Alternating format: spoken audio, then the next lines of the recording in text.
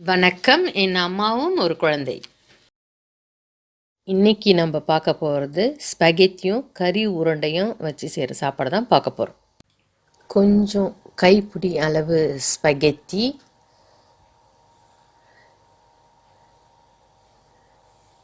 கொஞ்சம் பட்டர்,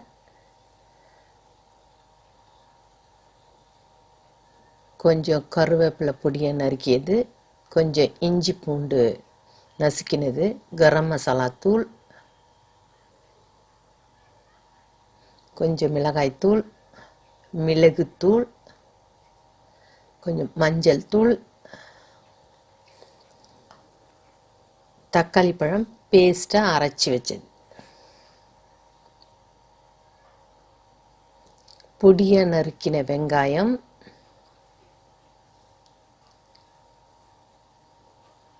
பொடியாக நறுக்கின கேரட்,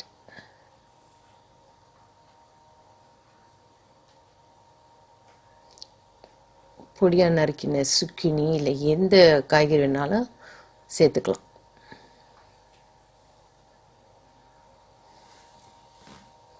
கொஞ்சம் உப்பு,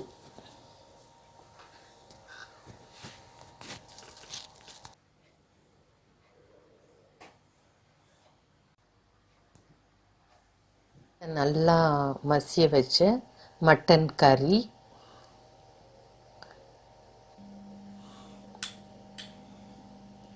இதில் கொஞ்சமாக கார்ன்ஃப்ளவர் கொஞ்சமாக போட்டுட்டு அது கூட பொடியை நறுக்கின வெங்காயத்தை சேர்க்கணும்.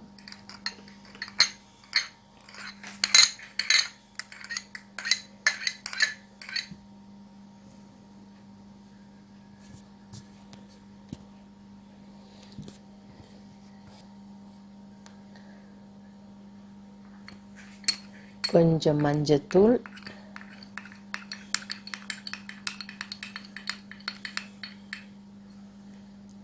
மிளகுத்தூள்,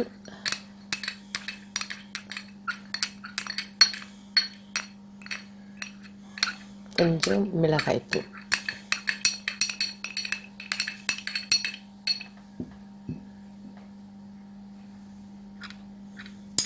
இஞ்சி பூண்டு நசுக்கியது, கரம் மசாலா தூள்,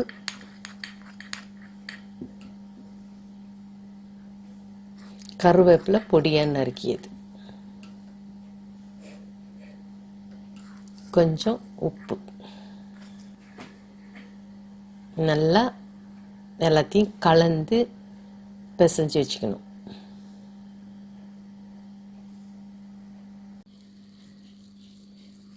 கறி கலவையை சின்ன சின்ன உருண்டைகளாக நல்லா உருட்டி எல்லாத்தையும் மீதி இருக்கிறது எல்லாத்தையும் உருட்டி வச்சுக்கணும். இந்த மாதிரி சைஸுக்கு உருண்டைகளை பிடிச்சி வைக்கணும்.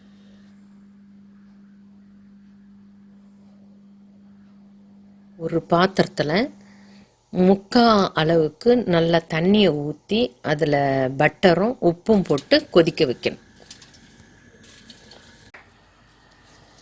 இன்னொரு பாத்திரத்தில் கொஞ்சமாக எண்ணெய் விட்டு நம்ம உருண்டை பிடிச்ச அந்த கறிங்களை எண்ணெயில் போட்டு ரெண்டு பக்கமும் செவக்க நல்லா வேக வச்சு பொரிச்சு எடுத்துக்கணும்.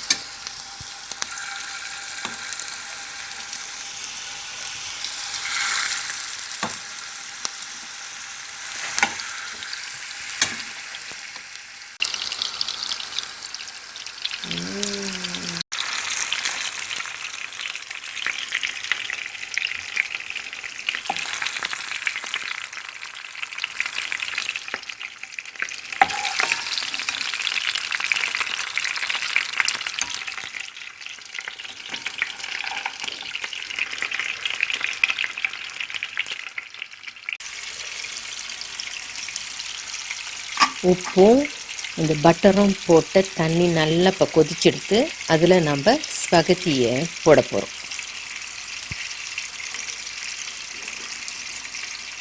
இந்த ஸ்பெகத்தி 8லேருந்து ஒரு 9 நிமிஷம்தான் வேக வச்சு எடுத்துக்கணும்.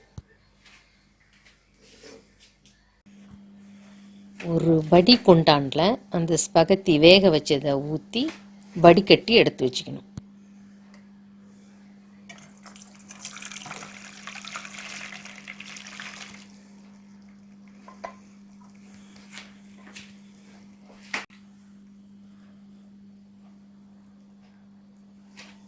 வடிகட்டி எடுத்து வச்ச அந்த ஸ்பகெத்தியில் கொஞ்சமாக பச்சை தண்ணியை மேலே ஊற்றணும்.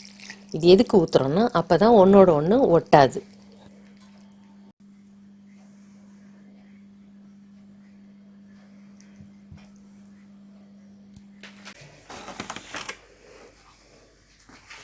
ஒரு பாத்திரத்தில் எண்ணெயை ஊற்றி நல்லா எண்ணெய் காஞ்சிட்ட பிறகு பொடியாக நறுக்கின வெங்காயத்தை போட்டு வதக்கணும். அடுத்தது இஞ்சி பூண்டு நசுக்குண்டு போடணும். பொடியாக நறுக்கின கேரட்டை போடணும். பொடியாக நறுக்கின இந்த சுக்குனியும் அதில் சேர்க்கணும்.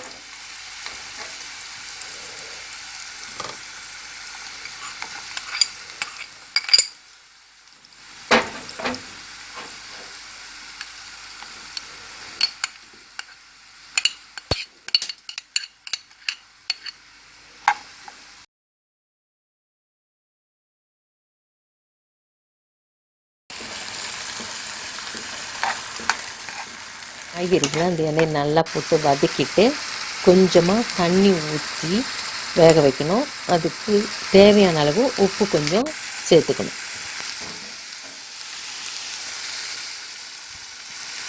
காய்கறிலாம் கொஞ்சம் நல்லா வெந்துட்ட பிறகு அந்த தக்காளி பேஸ்ட்டு அரைச்சி வச்ச பேஸ்ட்டையும் அதில் கூட கலந்து நல்லா வேக வைக்கணும்.